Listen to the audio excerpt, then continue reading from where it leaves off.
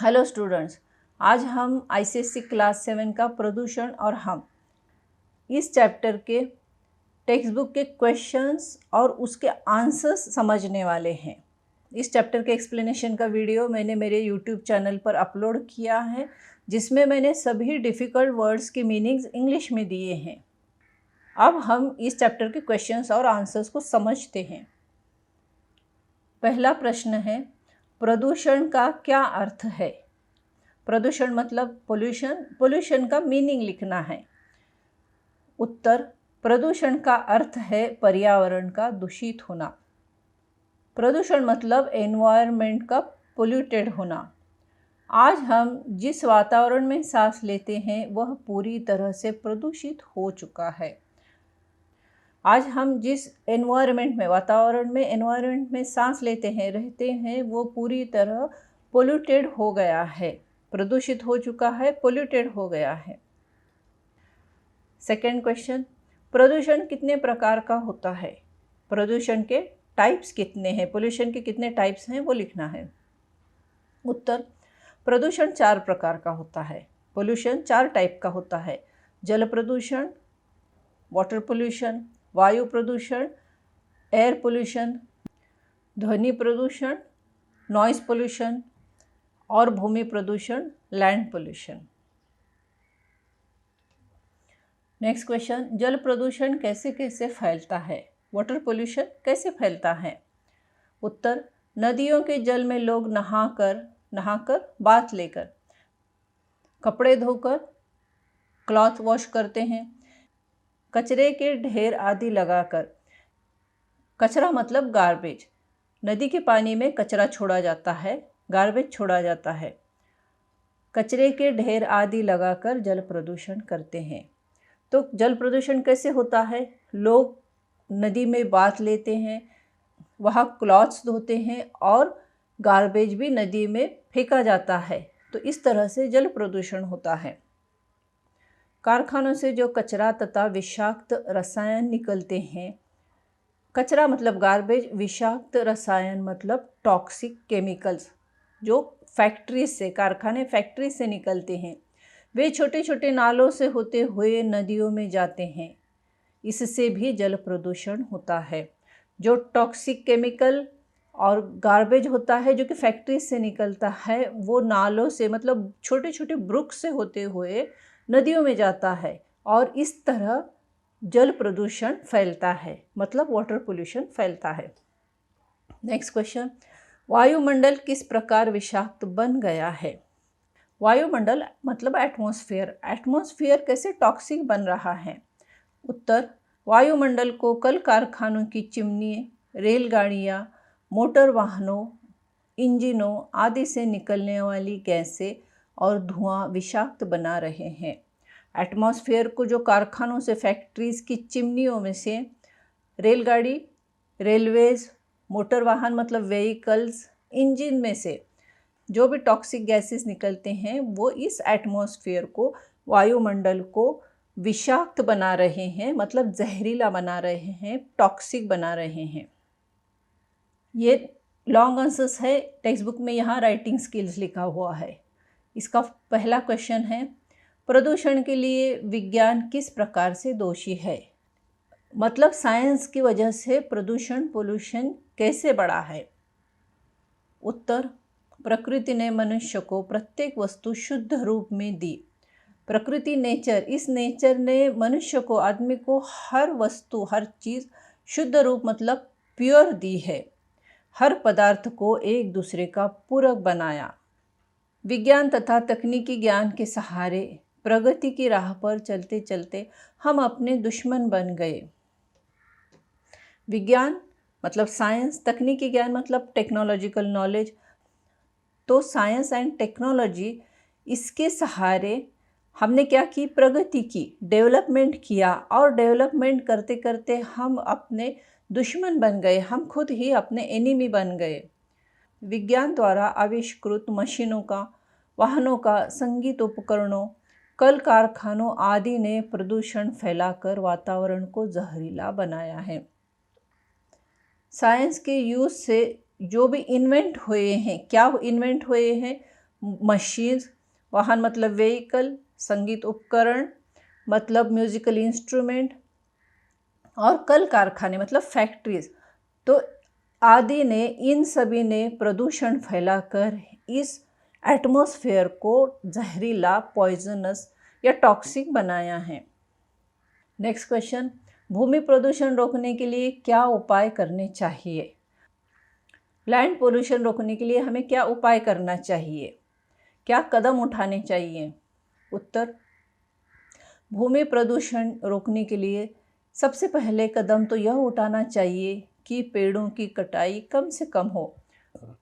Land pollution रोकने के लिए सबसे पहले तो हमें पेड़ों की कटाई कम करनी चाहिए, मतलब पेड़ों को, ट्रीज को नहीं काटना चाहिए। वनारोपण करें और जंगल लगाए और पेड़ लगाए, जंगल उगाए और वृक्ष लगाएं, वृक्ष पेड़ लगाएं, ताकि जीव जंतुओं को प्राणवायु मिले, ताकि जितने भी लिविंग थिंग है अर्थ पे उन्हें प्राणवायु मतलब ऑक्सीजन मिले, और भूमि संरक्षण भी हो और लैंड का प्रोटेक्शन भी हो, संरक्षण प्रोटेक्शन हो। नेक्स्ट क्वेश्चन, प्रदूषण की रोकथाम किस प्रकार की जा सकती है? पोल्यूशन को कैसे कंट्रोल किया जा सकता है, रोकथाम करना, कंट्रोल कैसे किया जा सकता है? उत्तर, प्रदूषण के रोकथाम के लिए अधिक से अधिक वृक्षारोपण करने चाहिए। प्रदूषण कम करने के लिए ज़्यादा से ज़्यादा पेड़ लगाएं। वृक्षारोपण मतलब ट्री प्लांटेशन करना चाहिए। कल कारखानों की स्थापना बस्तियों से दूर करनी चाहिए। फैक्ट्रीज को बस्तियों से, ऐसी जगह से दूर इस्टेब्लिश करना चाहिए। कारखानों में वाटर ट्रीटमेंट प्लांट लगाए जाए। कारखानों से, फैक्ट्री से जो गंदा पानी निकलता है, केमिकल वाला निकलता है, वहाँ उसके लिए वाटर ट्रीटमेंट प्लांट होने चाहिए। नदियों को गंदा न किया जाए, रिवर्स को पोल्यूटेड नहीं करना चाहिए। धीमे आवाज़ में संगीत सुने, म्यूज़िक कम आवाज़ में सुने, लो साउंड में सुने। लाउडस्पीकर का कम प्रयोग करें, लाउडस्पीकर का यूज़ कम होना चाहिए, तथा हर प्रकार के प्रदूषण कम करने का भरसक प्रयास करें। हर प्रकार का मतलब हर टाइप का पोल्यूशन कम करने का भरसक मतलब भरपूर प्रयास, मतलब कोशिश करनी चाहिए, एफर्ट लेने चाहिए, मैक्सिमम एफर्ट लेने चाहिए कि हर टाइप का पोल्यूशन कम हो। नेक्स्ट क्वेश्चन, लेखक किस कर्तव्य का निर्वाह करने की बात हमसे कर रहे हैं? कर्तव्य मतलब ड्यूटी। लेखक हमें किस ड्यूटी को करने को कह रहे हैं? उत्तर, लेखक कहते हैं कि जिस धरती पर हमने जन्म लिया, लेखक कहते हैं कि जिस अर्थ पे, धरती मतलब अर्थ और जन्म लिया मतलब हमारा बर्थ हुआ, जिस धरती पर हमारा बर्थ हुआ, जिसकी मिट्टी से हमारा शरीर बना, इस धरती की मिट्टी से ही हमारी बॉडी बनी है। जिस वायु में हम सांस लेते हैं, जिस वायु में मतलब जिस हवा में हम सांस लेते हैं, जिस जल से हमें जीवन दान मिला, जल मतलब पानी, जिस पानी से हमें जीवन मिलता है, और जिस आकाश की छत्र छाया में हम अपना जीवन बिताते हैं, आकाश मतलब स्काई, इस स्काई के नीचे हम अपना जीवन बिताते हैं, अपनी लाइफ जीते हैं, उसकी रक्षा करना हमारा परम कर्तव्य है। तो इन सब चीज़ों की रक्षा करना, उनकी सेफ्टी के लिए काम करना हमारी ड्यूटी है, कर्तव्य है। तो यहाँ लेखक को कहना है कि धरती, मिट्टी, हवा, पानी, आकाश, इन सब की रक्षा करनी चाहिए। नेक्स्ट क्वेश्चन है, यदि प्रदूषण की रोकथाम न की गई तो क्या होगा? यहाँ पूछा है कि अगर पोल्यूशन कम नहीं किया गया, उसे कंट्रोल नहीं किया गया तो क्या होगा? उत्तर, उन्नति के होड़ में हम यह भूल गए हैं कि विज्ञान की उन्नति और उपकरणों ने प्रदूषण को इतना बढ़ाया है कि आज हम मृत्यु की कगार पर खड़े हैं। उन्नति की होड़ मतलब डेवलपमेंट करने की जो रेस है, होड़ मतलब रेस, डेवलपमेंट की रेस में हम यह भूल गए। विज्ञान की उन्नति मतलब साइंस में जो डेवलपमेंट हुए हैं, और उपकरणों मतलब इंस्ट्रूमेंट्स ने, पोल्यूशन को इतना बढ़ाया है कि आज हम मृत्यु की कगार पर खड़े हैं। मतलब हम अपने डेथ के नज़दीक आए हैं। मतलब पोल्यूशन इतना बढ़ गया है जिसकी वजह से डेथ होने के चांसेस भी ज़्यादा हो गए हैं। प्रकृति मतलब नेचर, महाविनाश मतलब ग्रेट डिस्ट्रक्शन। तो पोल्यूशन की वजह से प्रकृति, नेचर डिस्ट्रक्ट हो सकती है, ख़त्म हो सकती है। हमने घर को स्वर्ग बनाने के चक्कर में समाज को नरक में ढकेल दिया है। हम अपने घर को स्वर्ग मतलब पैराडाइज बनाने के सोच में या इस काम में हमने पूरे समाज को, सोसाइटी को नरक में, हेल में ढकेल दिया है। यदि समय रहते इसे न रोका गया तो सभी प्राणियों का जीवन खतरे में पड़ जाएगा। अगर हम टाइम रहते हुए पोल्यूशन की रोकथाम नहीं करेंगे, कंट्रोल नहीं करेंगे, तो अर्थ पे रहने वाले हर लिविंग बीइंग की लाइफ खतरे में पड़ जाएगी। ये नेक्स्ट क्वेश्चन है, निम्नलिखित पंक्तियों का आशय स्पष्ट करें। यहाँ जो सेंटेंसेस दिए हैं इनका मीनिंग हमें लिखना है। पहला क्वेश्चन है, विज्ञान तथा तकनीकी ज्ञान के सहारे मानव ने बहुत बड़े विश्व को एक कुटुंब में परिवर्तित कर दिया, लेकिन प्रगति की राह पर चलते चलते कब वह अपना दुश्मन बन गया उसे पता ही नहीं चला। हम पहले क्वेश्चन का मीनिंग देखते हैं। विज्ञान मतलब साइंस, तकनीकी ज्ञान मतलब टेक्निकल नॉलेज। तो साइंस और टेक्निकल नॉलेज के सहारे मानव ने, ह्यूमन बीइंग ने एक बहुत बड़े विश्व को, इस पूरे वर्ल्ड को एक कुटुंब में परिवर्तित कर दिया।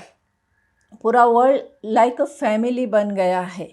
लेकिन प्रगति मतलब डेवलपमेंट करते करते हम कब अपना दुश्मन बन गए उसे पता ही नहीं चला। मतलब मानव को पता नहीं चला।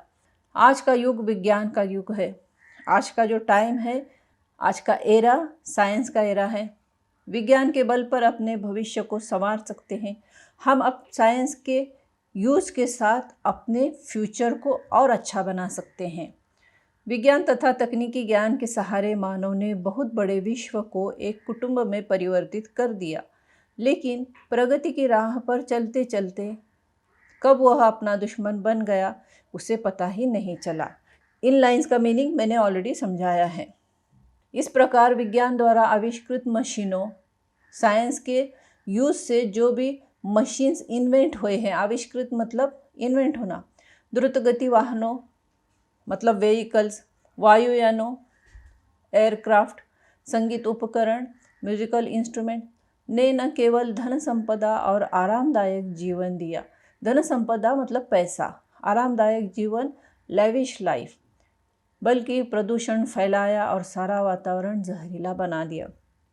तो machine, aircraft, vehicles, musical instruments, इन सब ने ह्यूमन बीइंग को पैसा दिया और लेविश लाइफ दी, पर इन्होंने प्रदूषण भी फैलाया है। पोल्यूशन फैलाया और पूरे एनवायरनमेंट को पॉइजनस बना दिया, टॉक्सिक बना दिया है। नेक्स्ट क्वेश्चन, ये लास्ट क्वेश्चन है। प्राचीन काल में मनुष्य स्वच्छ, शांत और सुरम्य प्रकृति की गोद में रहता था, जो आज केवल स्वप्न मात्र ही है।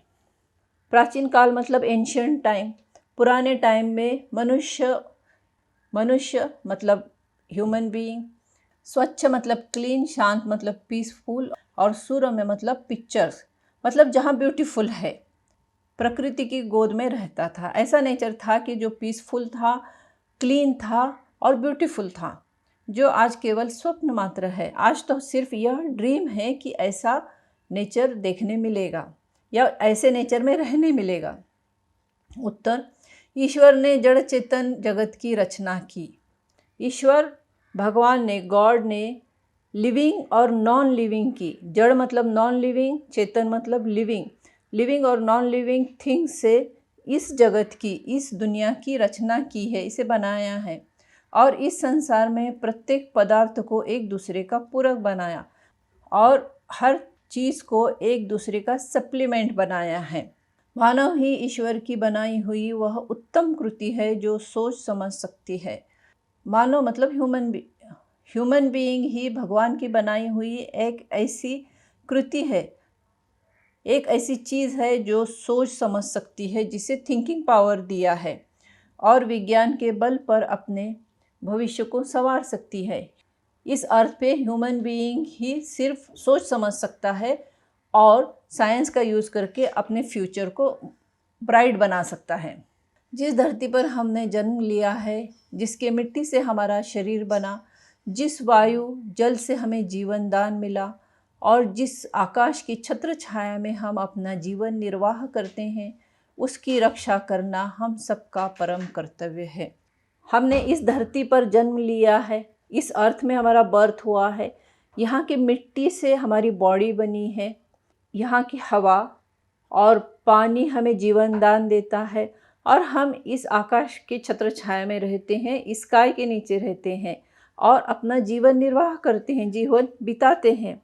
तो इन सब चीज़ों की रक्षा करना हम सबकी ड्यूटी है।